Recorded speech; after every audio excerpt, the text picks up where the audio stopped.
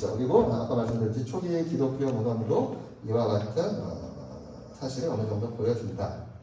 그래서 여러분이 이제 앞으로 뭐 예배 순서를 좀 잘하고 계시겠지만 예배 순서를 이해하거나 살펴보실 때 이 패턴 이거를 잊지 않으시길 바래요. 즉 예배는 하나님과의 대화이기에 하나님과 우리 사이에 일어나는 대화의 진행을 생각하면서 순서를 만들거나 이해하셔야 돼요. 자, 아까 뭐 연령별 뭐 예배 디자인 뭐 이렇게 하셨는데 순서를 만드실 때 제일 생각하실 게 뭐예요?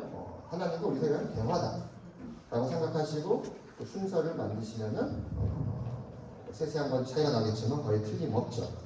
자, 그러면 순서로 만들 때 대화를 생각해서 할 때 이 질문을 누가 대화를 시작하나? 누가 대화를 시작하겠어요? 하나님이 하셔야 돼요. 이거 되게 중요해요. 하나님이 대화를 시작을 하셔야 돼요. 여러분이 하는 게 아니라 하나님이 하셔야 되고 그 다음에 누가 무엇을 말하고 하나님은 언제 말씀하시고 언제 들으시고 우리는 언제 말하고 언제 듣고 대화의 절정은 어디고 그때 누가 말하고 누가 듣고 그리고 대화가 어떻게 마무리되는가 이 질문을 가지고 이제 여러분의 예배 순서를 이제 한번 생각해 보시고 학생들에게도 그렇게 가르쳐야죠. 자, 그래서 이러한 것을 가지고 이제 예배에 포함되는 이제 순서와 그 의미를 조금 살펴보겠는데 밑에 그 테이블은 보통 이제 기독교 예배에 포함되는 일부 순서 및 요소예요. 그래서 제가 이제 오기 전에 여러분 교회를 봤더니 이 중에서 예배 부분 있으셨고 기원, 참회기도, 신앙고백, 성령공독, 설교, 성시교독도 있으셨던 것 같고 헌금 또는 이제 공헌, 축도. 주고 이제 광고는 없더라고요. 내가 받은 광고는 없는데 뭐 어디서 하시겠죠. 그래서 이 순서들이 여러분이 각 순서나 요소의 의미를 알고 예배하느냐? 그렇지 않느냐. 알고 예배하는 거랑 그렇지 모르고 예배하는 건 굉장히 다르죠. 그래서 좀 여러분도 다시 한번 다 아시겠지만 다시 한번 그 의미를 확인하시고 학생들이 예배할 때 그냥 단순히 하는 게 아니라 이 순간 이런 의미다. 그걸 좀 정기적으로 가르쳐 주셨으면 좋겠어요. 알고 하면 예배 의미가 더 다를 수가 있죠. 생일 케이크와 축가 의식도 그래요. 자, 우리 생일 때 이제 생일 케이크 하시잖아요. 생일 케이크랑 축하 의식의 의미를 아세요? 우리는 왜 달콤한 케이크를 먹을까? 달콤한 케이크 중에. 나 지금 당도 높은데, 자꾸만, 왜 케이크는 달까요? 쓰면 이상하지 않죠?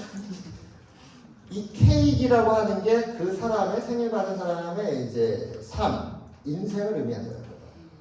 너의 인생은 나에게 이렇게 단 존재다. 달콤한 존재다. 라고 하는 게 이제 케이크가 담고 있는 의미고 왜 우리는 생일이 나이가 많아질 때마다 촛불을 더 켤까요? 네가 이 세상에 살면 살수록 세상이 더 밝아졌다는 거예요. 굉장한 일이죠. 근데 우리는 이제 60 먹으신 분들 할 때 60개 안 뽑아가지고 그냥 60 해가지고 이제 2개만 해주잖아요. 원래 의미는 60개 뽑아요. 당신 때문에, 집사님 때문에, 장모님 때문에 내 인생이 이 세상이 이렇게 밝아졌어요. 어렵더라도 60개를 이제 막 꽂아가지고 하게 되면은 되게 의미가 더 있다는 거죠. 이거 하시면 되게 좋아하세요. 제가 우리 장모님한테 해봤지. 너무 좋아하시더라고. 이걸 힘들다고 하지만 나로 인해서 이 세상이 이렇게 밝아졌다. 그 다음에 이제 촛불하게 끄잖아요. 끄는 건 뭡니까? 예수를 믿지 않던 서구 사람들 끄는 게 뭐냐? 내 인생을 주장하는 절대적인 존재가 있다라고 하죠. 그래서 여기 소원 빌잖아요. 절대적인 존재가 있다라고 하는 것들을 이제 한다는 것이죠. 그래서 생일 케이크도 이러한 의미를 알고 우리가 생각하게 되면 초를 꼽는 숫자라든지 여러 가지들. 그래서 이제 우리나라는 덜하지만 미국 같은 데는 이제 케이크를 잘라서 먹지 않으면 그냥 실례예요. 그 사람의 인생을 나는 상관없다라고 하는 것으로 여기기 때문에 서구 사람들은 좀 당이 있다 그래도 조금이라도 먹는 거예요. 조금이라도 먹으면서 그 달콤함을 경험하면서 너로 인해서 내 인생이 이렇게 달아졌다. 물론 자식들 그러면 인생이 쓰지만 그래도 억지로라도 이제 달다라고 이제 그러니까 이게 알고 하는 거랑 모르고 하는 거랑 같은 생일 축하 의식이지만 이것을 알고 했을 때는 굉장히 큰 의미라든지 그런 것들이 다 달라진다는 것이죠. 자, 그래서 이제 우리 그 중에 이제 몇 가지 한번 보면 예배의 부름. 자, 예배는 어떻게 시작하는가? 어떤 말과 행위로 시작하는가? 내가 예배하러 예배당에 가는 건가? 아니면 하나님이 나를 예배하도록 예배당으로 부르시고 오도록 하는 건가? 뭘 것 같아요? 그렇죠. 하나님이 나를 예배하도록 부르시는 거예요. 아까 말했잖아요. 대화는 누구에서 시작한다? 하나님. 되게 우리 신학생들보다 낫네. 이렇게 얘기를 해줘도 딴소리 하는 애. 우리가 가는 거야. 그런 애들이 있는데 그렇죠. 하나님이 우리를 부르시는 거예요. 그래서 예배는 하나님으로부터의 방향과 우리로부터의 방향이 모두 포함되어 있는데 예배의 부름은 어느 방향이 돼야 되냐? 하나님이 우리를 부르시는 방향으로 돼야 된다. 그래서 제가 우리 예배로 부름할 때만 하나님의 말씀을 선포하거나 그랬던 이유 중에 하나가 물론 이제 하나님이 우리를 부르는 그 말씀이면 제일 좋겠지만 그러지 않아도 보통 하나님의 말씀 성경에서 얘기하는 이것이 하나님이 우리를 부르셨기 때문에 우리가 온다라고 하는 것들을 이제 보여주기 위해서 그러는 것이죠. 그래서 예배의 부름은 예배 인도자가 예배자들을 초청하는 것도 아니고 우리가 왔으니까 하나님 오세요라고 우리가 하나님을 초청하는 것도 아니에요. 하나님이 우리를 부르셨기 때문에 우리는 오게 된 거죠. 그리고 오게 된 것도 우리 힘으로 오게 된 게 아니라 성령께서 역사하셔서 우리가 오도록 이끄셨다는 것이죠. 그래서 하나님의 부름에 예배자들이 응답하여 참여하게 되었다라고 하는 것을 보여줘야 되는 게 이제 예배의 부름, 예배로의 부름이죠. 그래서 교회는 에클레시아, 부르심을 받은 자들의 공동체다, 회합이다, 화합이다 이야기를 하는 것이죠. 하나님은 세상으로부터 우리를 부르세요. 예배하는 자들의 공동체로 만들기 위해서 이제 우리를 부르시죠. 그래서 우리가 주일에 교회로 오는 것은 굉장한 거예요. 우리가 하나님을 예배하도록 선택받은 특별한 사람들이다라고 하는 사실을 보여준다는 것이죠. 그럼 학생들의 이 부분을 니네가 어떤 식으로 오든 짜증내면서 오든 엄마한테 등짝을 맞아가지고 오든 간에 이 왔다라고 하는 것은 하나님이 너를 그만큼 특별한 존재를 여기기 때문에 오게 됐다는 거예요. 그래서 집에서 교회에 올 때 이 자체가 나는 굉장히 특별한 사람이다 라고 하는 것을 이제 보여준다 라고 하는 것을 좀 강조하면 좋겠어요. 그러면 왜 예배 부름이냐? 우선 첫 번째로는 하나님이 인간을 창조하신 목적을 충족하기 위해서죠. 우리는 하나님을 예배하는 자로 창조되었어요. 그래서 우리는 하나님이 의도하신 인간이 되기 위해서 창조 본연의 목적을 이루기 위해서 먼저 부름을 받은 자들이죠. 그리고 모일 때는 중심이 필요한데 하나님은 우리를 그리스도 중심으로 모이도록 부르셨어요. 왜냐하면 예수님만이 진정한 인간으로 회복될 수 있는 유일한 길을 여셨기 때문이에요. 그래서 그리스도 안에서 그리스도의 이름으로 우리가 예배하고 기도하고 하는 게 굉장히 중요해요. 예수님 안에서만 참된 예배가 가능하고 우리가 그리스도 안에서 예배하게 되면 우리의 예배가 시원찮아도 하나님은 누구의 예배로 받아주시는가? 우리 예수님의 예배로 받아주시는 거예요. 우리가 그리스도 안에 있습니다. 그리고 우리가 기도할 때 예수님의 이름으로 기도하는 것도 내가 배고픈데 밥 좀 주세요. 얼마나 시덥잖아. 하나님 바쁘신데. 그래도 내가 예수님의 이름으로 기도합니다. 라고 하면 하나님은 그 기도를 누구의 기도? 예수님의 기도로 들으셔서 받아주신다는 것이죠. 그래서 그리스도의 십자가 때문에 우리는 하나님의 형상으로 다시 회복했고 진정한 인간이 될 수 있죠. 그 길을 여셨고 그래서 하나님은 우리를 창조 본연의 목적을 충족시키게 부르셨지만 그리스도 안에서 부르신다는 겁니다. 그 다음에 두 번째로 예배 부름은 다른 한편으로 새로운 문화를 만들라라고 하는 부름이에요. 아까 예배와 문화의 어원이 같다라고 했죠. 컬처. 그래서 하나님은 각양각색의 사람들이 함께 예배하도록 부르세요. 진짜 다르잖아요. 그래서 우리의 배경과 차이 등으로 인해 우리 하나 되지 못해요. 우리 세상은 하나 되지 못해요. 하지만 각양각색의 사람들을 그리스도 안으로 부른다라고 하는 건 뭡니까? 하나 돼요. 이 세상은 하나 되지 못해요. 세상은 계속 그룹을 나눠요. 젊은 사람, 요새는 정말 혐오가 더 심해지잖아요. 요새는 영포티 해가지고 이제 40대도 이제 아이폰 쓰면 이상하다고 그러고 하여튼 20, 30대가 막 40대를 조롱하고 40대는 막 20대 조롱하고 막 그 다음에 청소년 굉장히 세상은 막 그룹을 나눈다고요. 하지만 교회는 함께 모여서 각양각색의 사람들이 함께 모여서 그리스도 안에서는 헬라인이나 유대인이나 차별 없이 하나 된다. 하나 된다라고 하는 것은 굉장히 큰 문화거든요. 그래서 여러분 교회에 정말 이상한 사람 이해하지 못하는 사람들 많잖아요.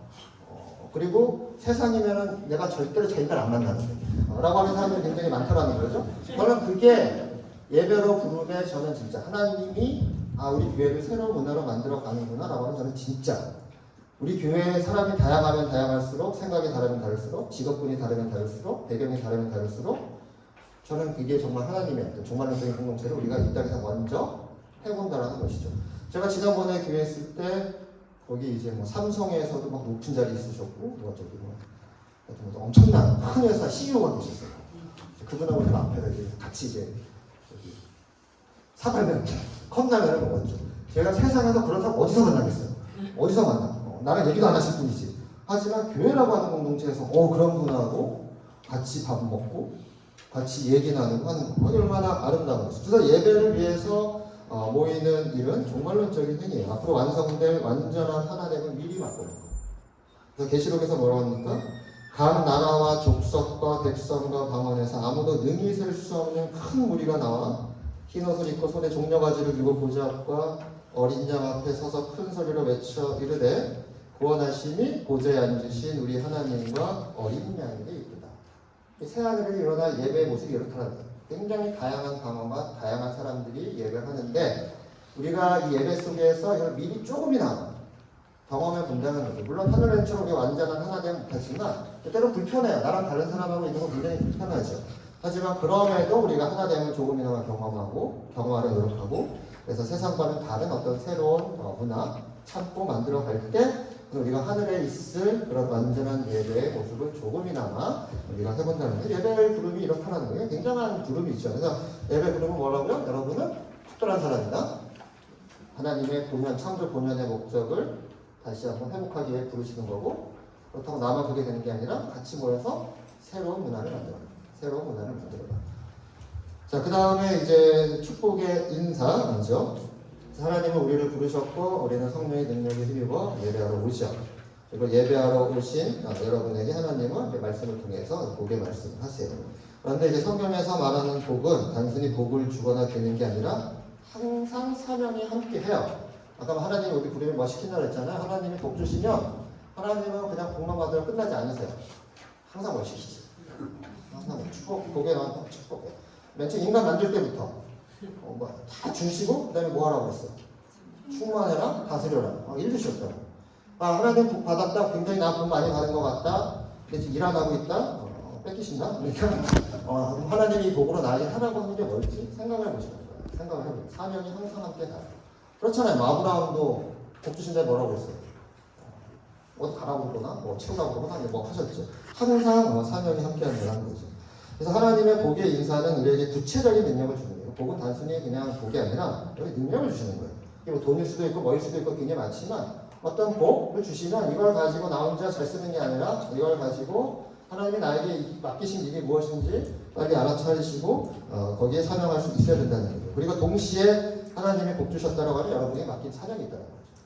그리고 그 사명은 하나님이 주신 복으로만 가능한 거기 때문에 내가 정말 복을 많이 받았다라고 생각을 하시면 일이 그만큼 많은 거라고 이제 설명을 하시고 복을 구하실 때는 뭐 항상 얘기 있잖아요.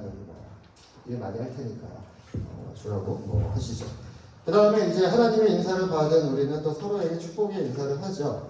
그렇게 함으로써 하나님의 형상대로 지음을 받은 자, 하나님의 모방자가 되요. 이게 복을 왜 말을 한다는 건 사실 창조주만 할 수 있는데 우리 인간에게 그걸 할 수 있다라고 하면 하나님의 모방자가 되는 거죠. 여러분 굉장히 복의 말씀을 많이 해주세요. 서로에게 하나님 닮아가는 거죠. 하나님의 복을 빌고 축복을 해주고 그리고 그 축복을 한다는 하나님의 복을 빈다는 건 뭐예요? 너에게도 사명이 있고 나만 있는 게 아니라 나만 잘나서 하나님이 나에게 사명을 준 게 아니라 당신에게도 사명이 있고 그리고 우리의 사명은 서로 우리가 힘을 합쳐야 제대로 이룰 수 있다라고 하는 것을 한다는 것이죠. 그래서 이 초기 시대 예배에서 이 성도의 교제에 좀 특히 평화의 입맞춤 굉장히 중요했죠. 굉장히 중요했죠. 지금이야 다 깨끗하시지만 예전에 냄새가 많이 났을 거예요. 냄새가 얼마나 났겠어요. 그리고 그때 당시 교회 뭐 부자들만 있었나요? 노예들도 있었잖아요. 노예들이 냄새가 더 심하겠지. 예전에 여러분 추노라고 하는 드라마 보셨나요? 거기 보면은 이제 양반집 아들이 이제 노비에 잠입한 친구가 있어요. 그래서 이제 뭐 노비가 자기를 뭐 형님이라고 아우라고 부르니까 그 보냈던 대감이 어이구 뭐 자기 끼놈아 뭐 그럼 어떻게 참을 수 있나 그래서 자기 그건 참겠는데 못 참는 게 한다 이거였어요. 냄새를 못 참겠다. 노비들 냄새 때문에 내가 그때마다 칼로 그냥 쳐 죽이고 싶은 거 내가 참는다고. 초기 교회가 그랬다는 거예요. 초기 교회. 그리고 당시 평화의 입맞춤은 동등한 위치에서 하거나 아니면 낮은 사람이 높은 사람에게 쳐다보지도 못하고 발이나 그런데 하는 게 인사법이었는데 초기 교회들은 서로 축복을 하면서 동등한 관계에서 하던 그런 축복의 인사를 했다는 것이죠. 그래서 당시 그리스도인들을 죽이려고 처형하라고 이렇게 동물 앞에 놓고 했을 때 그들이 마지막에 서로 이제 평화의 입맞춤을 하는 모습을 보고 구경하는 사람들이 놀랐다고 그래요. 저것들은 도대체 뭔데 저런 식으로 노예와 자유인과 높낮이 다른 사람들이 저렇게 인사를 하느냐 라고 했을 때 결국 그들은 이런 것들을 통해서 한 공동체임을 되게 보여줬다는 것이죠. 자, 그 다음에 이제 기원을 하죠. 하나님의 부르심에 응답한 이들이 모여서 해야 할 일은 하나님의 도우심을 구하는 기원이다. 자, 우리가 창조 본연의 목적에 맞는 인간이 되기 위해서는 창조주의 도움이 필요하다는 것이죠. 그래서 하나님의 임재와 도움을 구해야 되는데 이거는 하나님이 안 계시는데 오셔야 한 게 아니라 이미 우리와 함께 하나님이 계시지만 그 임재하심을 우리가 깨닫고 인식할 수 있도록 해주십시오 라고 하는 기도가 있죠. 그 다음에 이제 죄의 고백과 이제 용서의 확증이 있어요. 그래서 죄의 고백을 위해서는 무엇이 죄인지에 대한 기준이 필요하죠. 그렇죠? 아까 말씀드렸듯이 교회가 다른 것 중에 하나가 세상의 기준하고 하나님의 기준이 다르잖아요. 그 기준이 있어야 이제 우리가 제대로 해결할 수가 있죠. 그 다음에 이제 무언가를 한 것도 죄가 되지만 무언가를 하지 않은 것도 죄가 될 수 있고 우리가 이걸 판단하는 게 하나님의 기준이다. 사랑이 죄입니까? 내가 사랑하는데 사랑이 죄인가요? 하나님 말씀의 기준이 있다는 그렇죠. 하나님의 어느 드라마에서 부부의 책임가에서 이제 그 남편이 사랑이 죄인가요? 그러잖아요.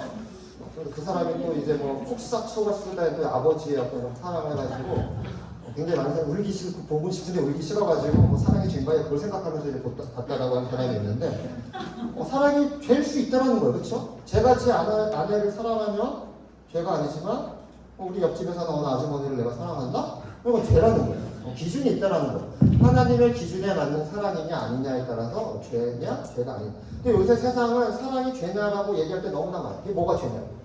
뭐가 죄냐? 하지만 하나님의 기준에 갔을 때 이거는 분명히 죄라는 것이죠. 그래서 우리가 참회의 기도를 하려면 하나님의 기준을 놓고 세상에서는 괜찮다는 게 하나님의 기준에서는 아닐 수 있다라는 거죠. 삭개오가 예수님을 영접한 다음에 뭐라고 합니까? 내가 토색한 게 있으면 돌려주거나 내 벽을 갚아겠다 그 얘기를 하잖아요. 근데 표현이 웃겨요. 내가 혹 토색한 게 있으면이라고 그래요. 그게 무슨 뜻일까요? 자기도 모른다는 거야.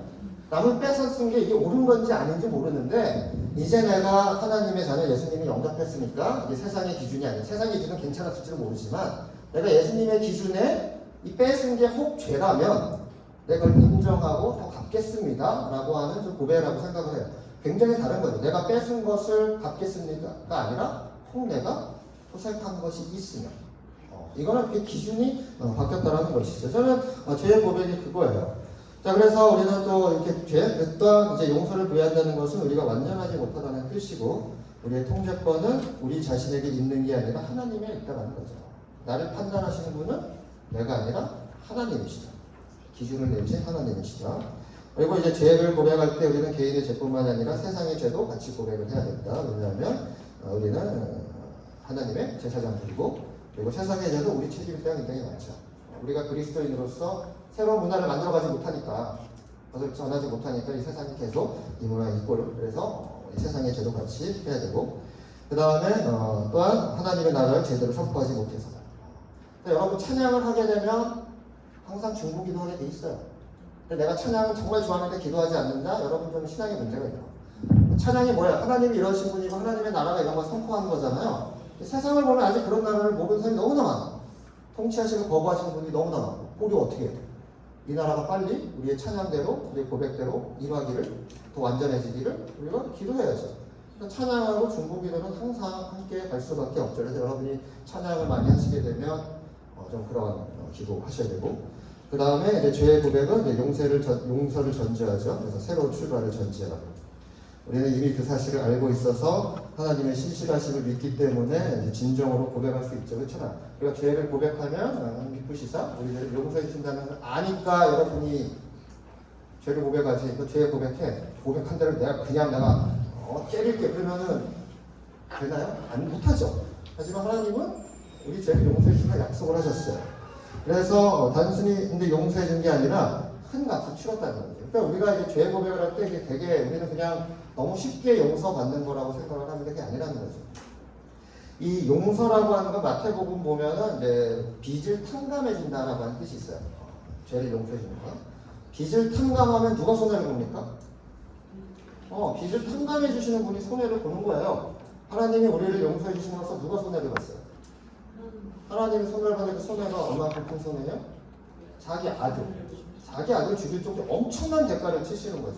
근데 우리는 이 사실 보고 그냥 막 죄짓고 막 그냥 저기 하면은 용서해 주시겠지라고 하는 그런 아니란 그러면서 이제 구원받았다고 생각을 하는데 개인적으로 천국 가면 그런 분 안 계실 것 같아요. 근데 하여튼 그렇게 되게 아니라는데 하나님이 우리를 용서해 주신 엄청난 대가를 치르셨대요. 근데 차마 그 대가를 우리한테 뭐 할 수가 있어요? 얼마를 주면 돼? 그렇잖아. 근데 아들을 포기했는데 우리가 얼마를 주면 하나님이 용서해 주시겠어요? 아예 안 주는 거지. 그냥 주는 거는 값어치가 없는 것일 수 있지만 때로는 너무 값을 매길 수가 없어서 그냥 주실 때가 있거든요. 그게 저는 하나님의 은혜고 용서의 은혜라고 생각을 해요. 예수님을 죽이신 건 우리가 어느 정도를 드리면은 하나님이 우리 죄를 용서해 주세요. 그냥 주는 거죠. 그래서 priceless 영어로 price가 이제 값이고 less가 없다라는 뜻이죠. 원래 공짜죠. 그대로 하면.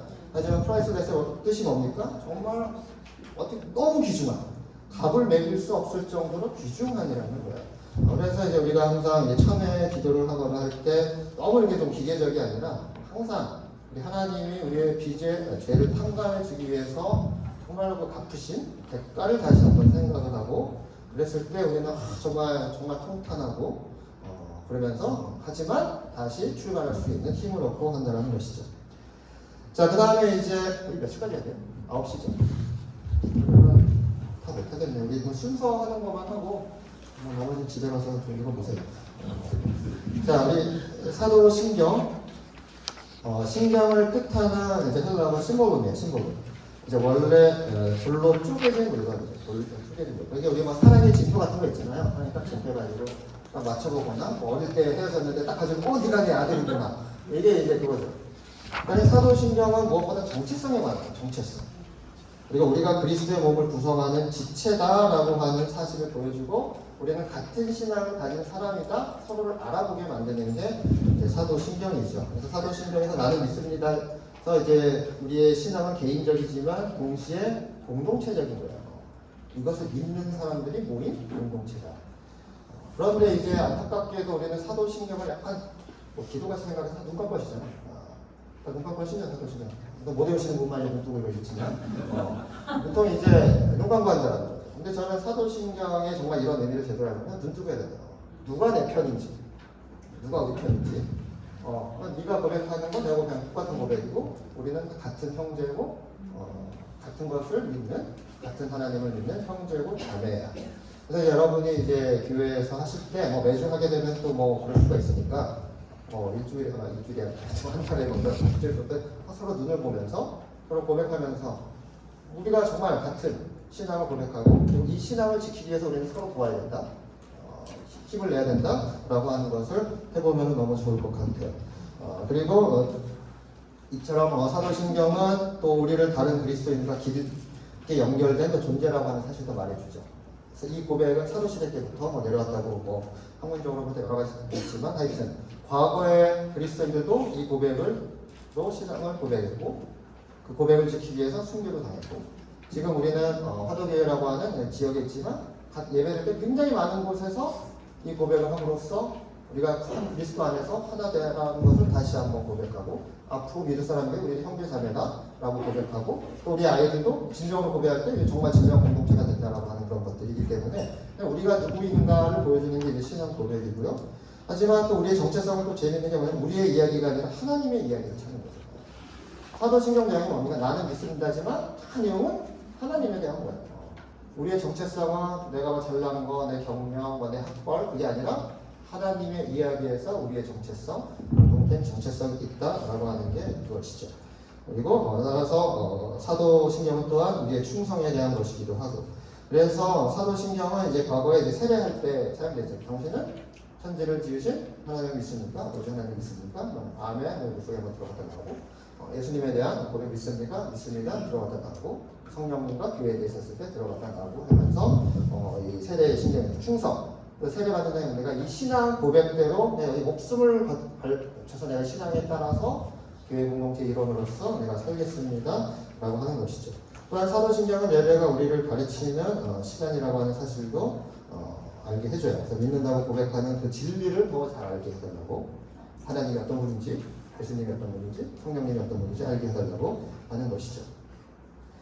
자, 그 다음에 대표 기도, 조명을 위한 기도 보겠고 넘어가고 네, 그 다음에 이제 헌금 보죠. 헌금 9페이지에 헌금은 하나님과 우리 사이에 맺는 계약 속의 거래가 아니에요. 받은 은혜에 대한 감사와 인정의 아주 작은 표현이죠. 특히 언약의 관계 속에서 생각하는 감사의 표현이에요. 또한 이제 새로운 사회를 만들어가는 표현이죠. 나눔으로써 대안적인 경제를 제시하는 거죠. 나는 아까 사도행 행전 말할 때 자기들이 가진 것을 가져서 필요한 사람들에게 나눠주고 그래서 예루살렘 공동체에는 가난한 사람이 없었다. 굉장한 진술이죠. 또한 예물을 드리는 행위는 우리의 정체성에 대한 것이다. 그래서 예배자의 우리의 정체성은 삶의 방향과 중심이 우리가 아니라 하나님께 그리고 이웃에게 있어야 된다라고 이야기를 해요. 그래서 사도행전은 복음을 듣고 회심한 이들이 제사를 나누었던 것 되게 자주 기록하고 근데 이것이 사도행전뿐만이 아니라 사실 구약의 백성들에게 하나님이 요구하셨던 거예요. 예물을 바치고 그래서 고아와 과부와 이방인을 잘 돌봐라. 이스라엘이 망한 이유는 예배를 안 드려서가 아니에요. 하나님 여러 차례 얘기를 하시죠. 니네 예배는 필요 없다. 니네 속에 있는 이방인, 과부, 나그네 그다음 니네 돌보지 않는다. 니네가 그런 존재였음에도 그래서 내가 이렇게 많은 은혜를 베풀어서 이렇게 잘 먹고 잘 살게 됐는데 그들을 오히려 압제하고 그러는 존재들. 그래서 이스라엘이 실패했죠. 하지만 사도행전에서는 새 이스라엘로서 교회 그래서 많이 기록한 것 같아요. 이 고대 이스라엘이 실패했던 그 모습을 예루살렘 초기 공동체가 했다는 거죠. 같이 나누고 물론 그렇게 하다가 또 이제 죽으신 부부도 계시지만 하여튼 그랬다라는 거예요. 그래서 예수님의 제자들이 예배를 형성했던 기본적인 몸짓들은 취하기보다 수용하고 소유하기보다는 섬기기 위해 주는 행위였다라는 것이죠. 그래서 전자는 소극적인 자세인 것 같고 그 다음에 후자는 좀 적극적인 거죠. 내가 하나님이 주신 것만 받겠습니다. 좋지만 약간 소극적이긴 하지만 주신 것조차도 내가 나보다 남을 위해서 먼저 사용하겠습니다. 라고 하는 것이죠. 그래서 우리가 주기도문에도 하잖아요. 오늘 우리에게 일용할 양식을 주시고. 저 이 기도할 때마다 예전에 하나님 되게 치사하다. 야 이거 일주일치도 아니고 1년치도 아니고 맨날 하루하루 달라고 하시느냐? 라고 했지만 그만큼 우리가 하나님을 의존해야 한다라고 하는 거고 되게 중요한 건 뭡니까? 나의 일용할 양식이 아니라 우리의 일용할 양식. 이 말은 뭐예요?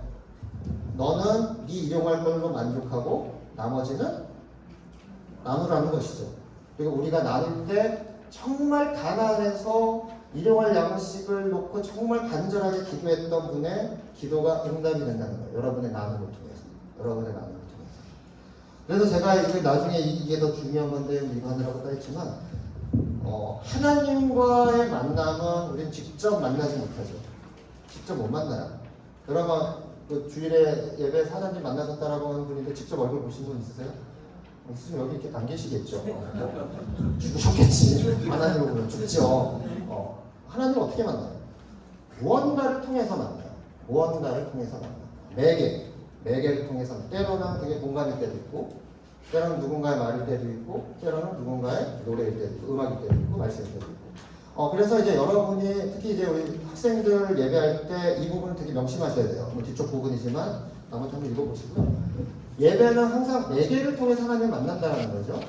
그런데 이 사람들마다 그 좋아하거나 내게 영향을 끼치는 매개가 달라요. 굉장히 우리 많은 분들은 하나님을 주로 어디에서 만나요? 어느 시간에 만나요? 말씀에서 만나잖아요. 설교할 때 우리는 하나님을 만난다고 생각을 해요. 하지만 젊은이들은 그렇지 않고 찬양을 통해서 하나님을 만날 때가 굉장히 많잖아요. 그러니까 생각을 해보세요. 여러분이 어떤 정보를 구할 때 나는 우리들 많이 인터넷을 많이 가는데 난 어떤 사이트에 제일 먼저 들어갑니다. 난 텍스트 기반을 통해서 내가 정보를 입수하는가 아니면 영상 기반을 통해서 정보를 입수하는가. 저는 보통 구글이라든지 네이버 지식인 같은 데 가서 저는 이렇게 쳐서 텍스트로 해야 저는 정보가 빨리 습득이 되는데 우리 애들 같은 경우는 유튜브라든지 영상으로 먼저 보더라고요. 그러니까 매개가 달라요. 정보를 얻고 뭔가 경험하는 매개가 세대마다 문화마다 다르다는 거죠. 그런데 내가 사용하는 매개가 맞다고 너희도 이것만 해야 돼 라고 하는 건 아니라는 거예요. 아니라는 거예요. 그래서 여러분이 학생들 할 때 그걸 좀 인정해 주셨으면 좋겠어요. 그래서 나는 예를 들어서 이것을 통해서 하나님을 깊이 만나지만 우리 세대들은 다른 것을 통해서 하나님을 더 깊이 만날 수도 있다라고 하는 것을 인정해 주시고 그래서 우리 아이들을 좀 학생들을 이해하려고 노력하고 하시게 되면 그 예배의 모습이 저는 굉장히 많이 달라질 거라고 생각을 해요. 근데 이제 굉장히 많은 교회가 과거에 우리가 경험했던 것만 답이고 나머지는 다 정답이 아니라고 그래요. 그래서 요새 애들 참 문제 많다라고 하고 그리고 과거 것만 주장하는 교회를 우리 젊은 친구들은 고리타분하고 꼰대다 그러면서 교회를 떠나게 되거나 그렇다라는 것이죠. 그래서 저 과거만해도 저는 되게 말씀 중심의 예배인데 요새는 음악이 굉장히 중요해요. 그래서 우리 신학생들 사경회라든지 하는 거 보면은 찬양이 굉장히 중요한 역할을 한다라고. 찬양 속에서 하나님을 깊이 경험한다는 것이죠. 어떤 전통은 성찬을 통해서 하나님을 깊이 말한다고 우리 말씀을 통해서. 물론 말씀이 중요하지만 그래서 이러한 부분들을 한번 고민하시고 하지만 어떤 매개를 사용하느냐에 따라서 또 사람들이 달라지는 건 사실이에요. 내가 텍스트 기반 할 때는 우리에게 영향을 끼치는 게 다르고 영상 기반이 다르고 그러니까 긍정적인 부분이 있고 부정적인 부분도 분명하게 있다는 것이죠. 그런 부분들을 정말로 잘 살펴보시면서 예배소를 만드시고 특히 이제 하나님과의 만남을 중요하게 여기는 순서나 요소에서 과연 우리 친구들이 무엇을 통해서 해야 하나님을 제일 가장 깊이 만날 수 있을까라고 하는 부분에 이제 해보시고 하지만 저는 가장 강력하고 중요한 매개는 영상이고 텍스트고 전에 예배자 자체라고 생각을 해요. 마지막 페이지에 우리 인간은 하나님과의 만남을 돕는 가장 강력한 매개. 왜냐하면 우리는 무엇보다도 하나님의 형상대로 만들어진 존재들이기 때문에 그렇죠. 자, 여러분은 주로 하나님의 은혜와 사랑을 언제 경험하세요? 어떻게? 하나님이 나를 굉장히 환대하신다? 어떻게 경험하세요? 응? 그렇죠. 관계 속에서요. 교회에 가면 예배는 환대가 되게 중요하잖아요. 하나님이 나를 환대하신다고 어떻게 해요? 안내위원이라는 선생님들이 맞아줄 때, 기쁘게 맞아줄 때 하나님이 나를 환대하실지 아무도 보지도 않고 그러는데 하나님이 나를 진짜 환대하 그럼 말도 안 되는 거라는 거죠. 말도 안 되는 거예요. 하나님이 나를 돌보신다는 거, 내가 어려움을 안다는 거, 내가 정말 내가 정말 돈이 없어서 정말 채워주세요 기도했는데 그 응답이 어떻게 와요? 자고 일어났더니 돈이 있는 게 아니잖아요. 누군가 나한테 돈을 준다고. 제가 이제 PhD 공부할 때 지금도 가난하지만 그때는 더 가난했어요. 근데 맨날 이제 돈 받고 기도하면은 한국에서 아는 목사님 왔다가 책 사보라고 돈을 준다거나 그래서 제가 렌트비를 해결하고 그랬을 때가 있어요. 그럴 때 하나님이 나의 기도에 응답하셨구나 라고 저는 감사기도 하지만 응답이 누구를 통해서 와요? 사랑을 통해서 온다는 거예요. 사랑을 통해서. 제가 전도사 때 목사님이 나한테 그랬어요. 하나님의 은혜는 인맥을 타고 내려온대. 인맥을 잘 관리해야 돼요. 그때 웃기지 말라고 했는데 물론 농담하셨지만 인맥이라고 하는 표현이 그래서 그렇지 제가 제 삶을 돌아봤더니 하나님의 은혜는 사람을 통해서 왔다라는 거예요. 되게 중요해요. 되게 중요해요. 그러니까 여러분의 학생들이 하나님을 어떻게 경험을 해요? 저는 무엇보다 여러분의 예배의 모습이라든지 여러분의 말 한마디 다독거림을 통해서 저는 하나님을 경험한다고 생각을 해요. 그래서 저는 예수님이 두세 사람이 내 이름으로 모인 곳에는 나도 그들 중에 있느니라 말씀하셨다는 생각을 해요. 왜 한 사람이 아니라 두세 사람이라고 했을까요? 서로에게 내가 너희와 함께 있다라고 하는 것을 보이라는 것이죠. 보이라는 것이죠. 안 그랬으면 혼자라고 했겠지. 하지만 내 이름으로. 정말 나를 덧입은 자로서 정말 그리스도 안에 있는 자로서 서로에게 그리스도가 되라는 거예요. 그리스도가 되라. 그래서 이게 만인 제사장이라고 하는 게 이거죠. 먼저 교회에서 서로에게 제사장이 되셔. 제사장은 뭐냐면 하나님과 인간을 이어주는 거잖아요. 서로에게 제사장. 내가 너를 봤더니 예수님을 보는 것 같고 네가 나를 보니까 예수님을 보는 것 같아요. 그래서 어느 분이 그런 글을 썼더라고요. 하나님은 혼자 가실 수 있지만 우리의 눈을 통해서 세상을 보기 원하고 우리의 손을 통해서 누군가를 만지기 원하시고 우리의 발을 통해서 어딘가를 가기를 원한대요. 저는 여러분이 그런 학생들에게 그런 분이 되길 바랍니다.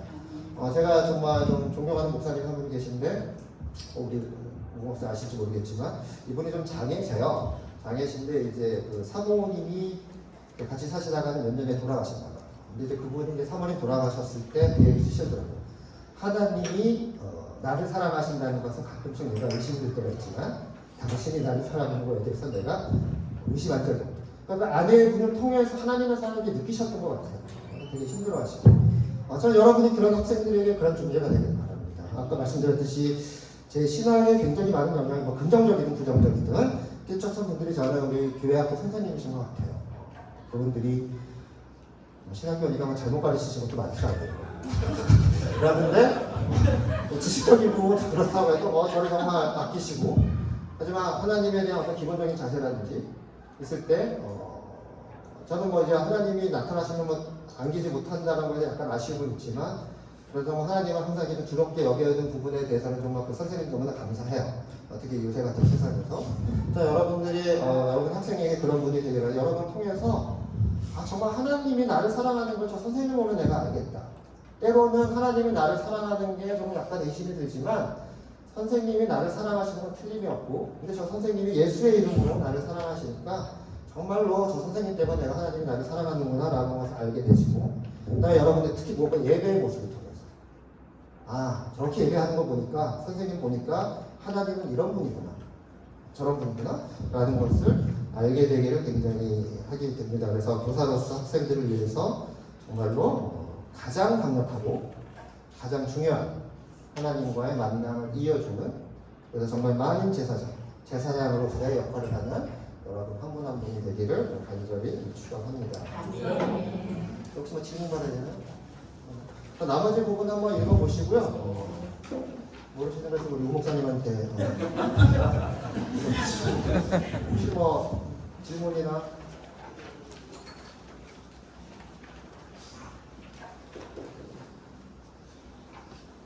마지막으로 하고는 이제 축도 부분. 아까 말씀드렸듯이 예배 끝이 아니라는 거죠.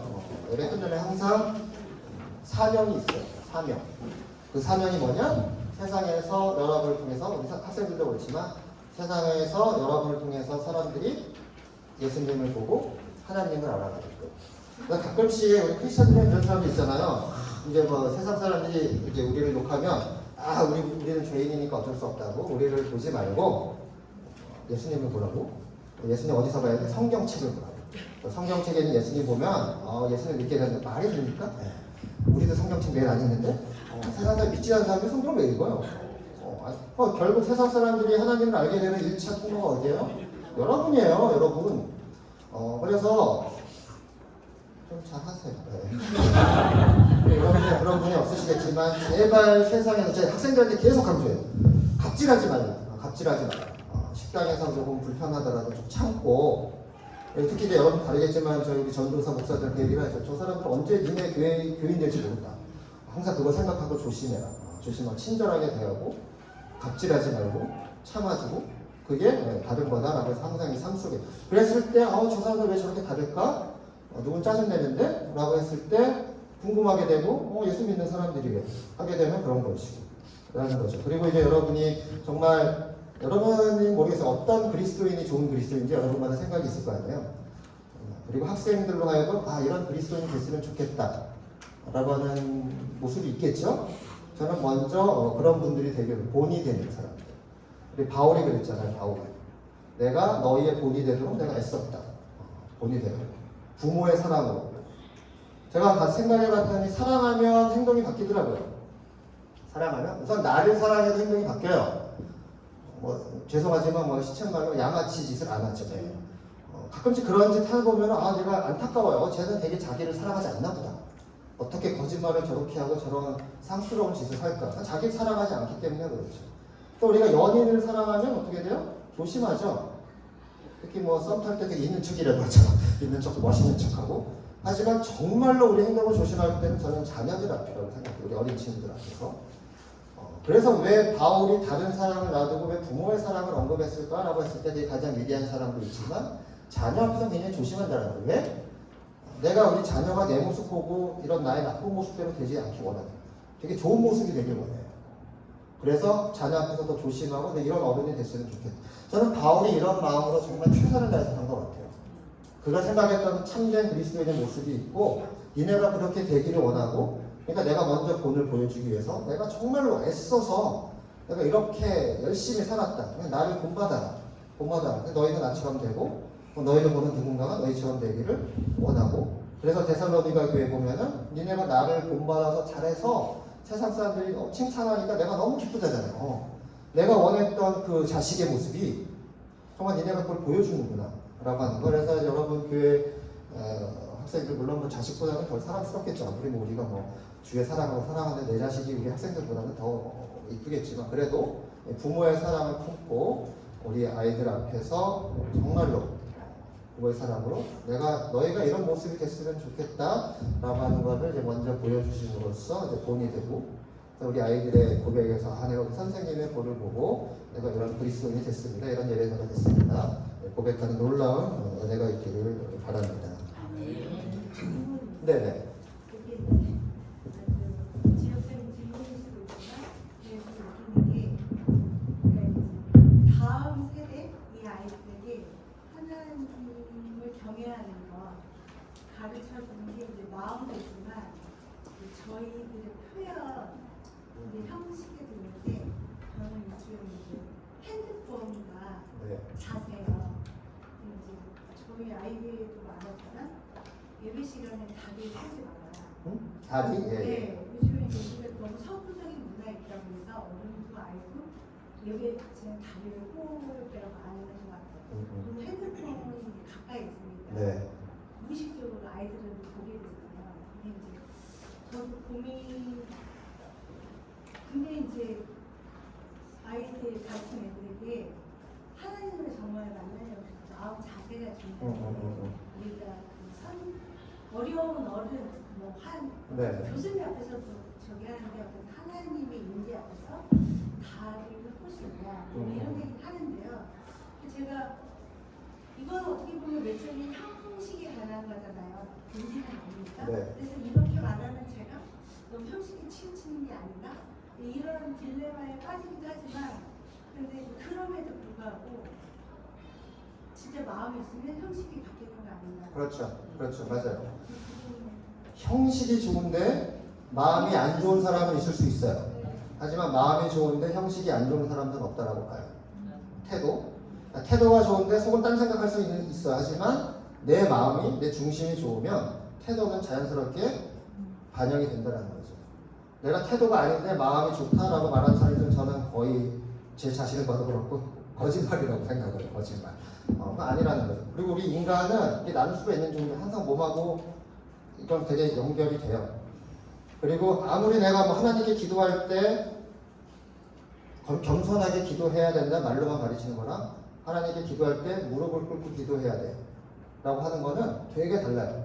몸이 벌써 그 겸손이 무엇인지를 몸이 벌써 알게 하고 그것이 이어진다라는 것이죠. 그래서 저는 되게 중요하다고 생각을 해요.